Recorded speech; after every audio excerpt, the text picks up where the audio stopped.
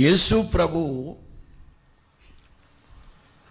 సమాధాన పరచువారు లేక సమాధాన పడేవాళ్ళు వీళ్ళు ధన్యులు. ప్రభు మనతో చెప్పింది మీరు మీరు మీరు మీరు మీరు మీరు మీరు మీరు మీరు మీరు సమాధాన పడండి.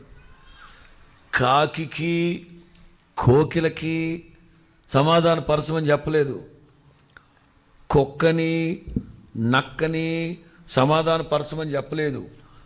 పాముని ముంగీసని సమాధాన పరచువారు ధన్యులు, వాడు నాగరాజు అనబడిన అని చెప్పాడా?